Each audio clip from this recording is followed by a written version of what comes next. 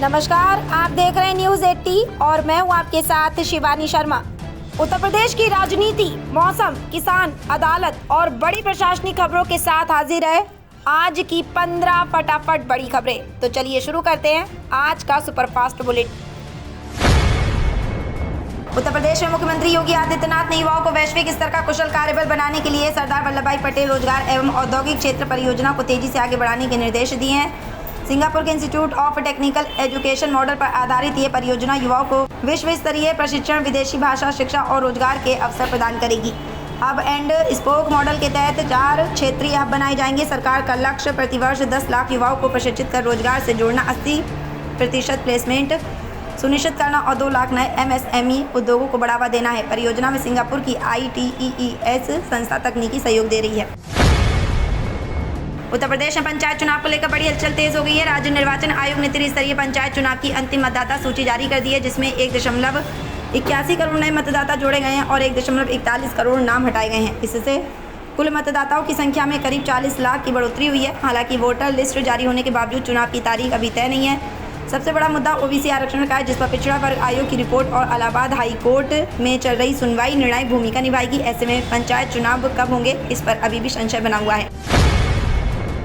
मुख्यमंत्री योगी आदित्यनाथ अगले सप्ताह बरेली दौरे पर जा सकते हैं, जहां वे जनसभा को संबोधित करने के साथ विकास परियोजनाओं की समीक्षा भी करेंगे। दौरे के दौरान करीब 3,935.75 करोड़ रुपए की परियोजनाओं का शिलान्यास प्रस्तावित है, जिनमें आवासीय और औद्योगिक टाउनशिप, मनोरंजन उद्यान और स्पेस म्यूजियम शामिल हैं। वहीं 158.81 करोड़ रुपए की पूर्ण परियोजना जैसे रामायण वाटिका, ग्रेटर बरेली आवासीय योजना के विकास कार्य और 1500 प्रधानमंत्री आवासों का लोकार्पण भी किया जाएगा। जिलाधिकारी अविनाश सिंह ने अधिकारियों को सभी तैयारियां समय पर पूरी करने के निर्देश दिए हैं।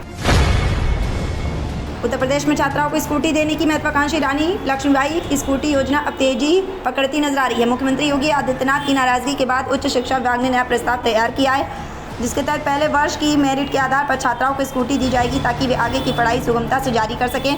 सरकार ने योजना के लिए 400 करोड़ रुपए का प्रावधान किया है और लगभग 30,000 छात्राओं को लाभ मिलने की संभावना है। हालांकि अंतिम मंजूरी अभी बाकी है। मुख्यमंत्री ने विभाग से अतिरिक्त आंकड़ों के साथ संशोधित प्रस्ताव दोबारा प्रस्तुत करने को कहा है। उत्तर प्रदेश में आर्थिक अपराधों पर सख्ती बढ़ाते हुए मुख्यमंत्री योगी आदित्यनाथ ने आर्थिक अपराध अनुसंधान संगठन की समीक्षा बैठक में ये स्पष्ट निर्देश दिए हैं कि किसी भी मामले की जाँच 3 महीने से अधिक लंबित न रहे और अधिकारियों की जवाबदेही तय की जाए। बैठक में लंबित मामलों, गिरफ्तारियों और अभियोजन की प्रगति की समीक्षा की गई। सीएम ने वित्तीय धोखाधड़ी, जालसाजी और साइबर फ्रॉड जैसे मामलों में तेज कार्रवाई और दोष सिद्धि सुनिश्चित करने पर जोर दिया। साथ ही केस मैनेजमेंट सिस्टम के जरिए डिजिटल मॉनिटरिंग और जन जागरूकता अभियान को और मजबूत करने के निर्देश भी दिए गए।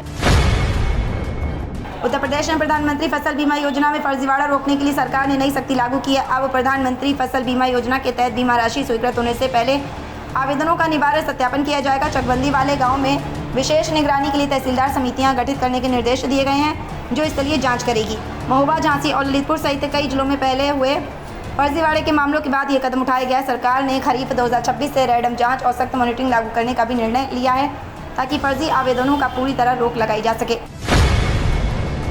राम मंदिर दान पात्र विवाद को लेकर उत्तर प्रदेश की राजनीति गर्मा गई है। डिप्टी सीएम ब्रजेश पाठक ने समाजवादी पार्टी प्रमुख अखिलेश यादव पर पलटवार करते हुए सवाल उठाया कि क्या उन्होंने कभी बाबरी मस्जिद चंदा मामले पर सवाल किया था। वहीं अखिलेश यादव ने जवाब में राज्य सरकार और स्वास्थ्य विभाग की कार्यप्रणाली पर निशाना साधा।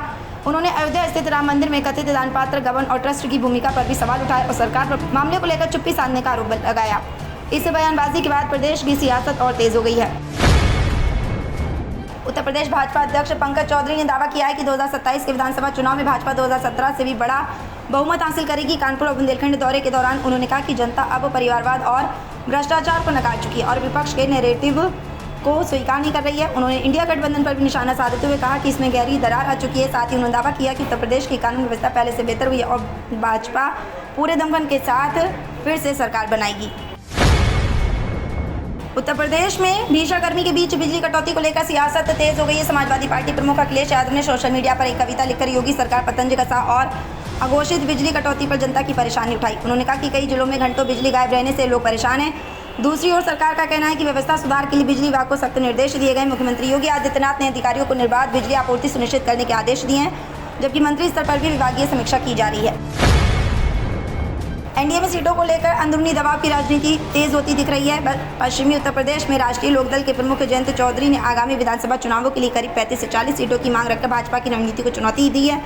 बताया जा रहा है कि मुरादाबाद रैली के बाद पार्टी ने बूथ स्तर तक रिपोर्ट तैयार करने के निर्देश दिए हैं। इससे पहले पूर्वांचल में भी सहयोगी दलों की ओर से सीटों पर दावेदारी बढ़ी है। माना जा रहा है कि एनडीए में सहयोगी दलों की ये सक्रियता 2027 चुनाव से पहले सीट बंटवारे को और जटिल बना सकती है।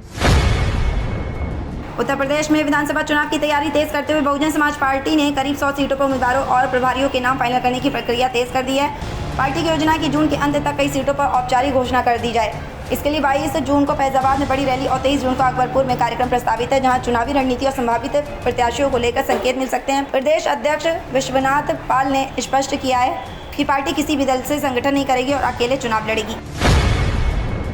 उत्तर प्रदेश में 2027 विधानसभा चुनाव को लेकर समाजवादी पार्टी सभी 403 सीटों पर माइक्रो मैपिंग और जातीय संगठनात्मक सर्वे के आधार पर रणनीति तैयार कर रही है। पार्टी प्रमुख अखिलेश यादव ने संकेत दिए हैं कि सीट बंटवारा केवल जिताऊ उम्मीदवारों के आधार पर होगा, न कि पारंपरिक हिस्सेदारी से। कांग्रेस से भी संभावित दावेदारों की सूची मांगी गई है ताकि सीटों का वैज्ञानिक आकलन किया जा सके।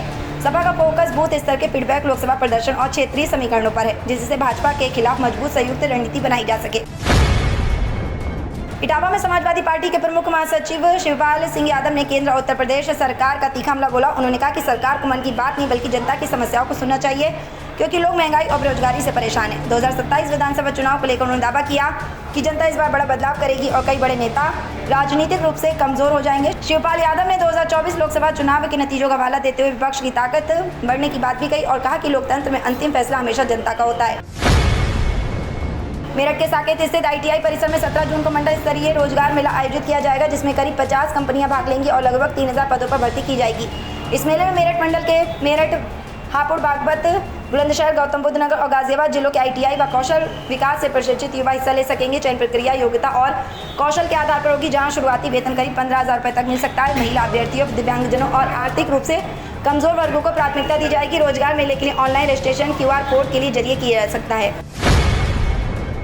और 11 जून 2026 को पश्चिमी उत्तर प्रदेश में मौसम आमतौर पर गर्म और उमस भरा रहने की संभावना है। मौसम विभाग के अनुमान के अनुसार इस समय मेरठ, मुजफ्फरनगर, सहारनपुर, नोएडा, गाजियाबाद, बरेली और आगरा जैसे शहरों में दिन का तापमान 48 से 42 डिग्री सेल्सियस तक पहुंच सकता है। कुछ इलाकों में दोपहर बाद आंशिक बादल और हल्की गरज चमक के साथ बूंदाबांदी भी संभव है, लेकिन भारी बारिश की संभावना कम रहेगी। हवा में नमी बढ़ने से उमस अधिक महसूस होगी। लोगों को लू और गर्मी से बचाव के लिए सावधानी बरतने की सलाह दी जाती है। तो ये थी आज की 15 फटाफट खबरें। अगर आपको वीडियो पसंद आया तो वीडियो को लाइक, शेयर व कमेंट जरूर करें। धन्यवाद।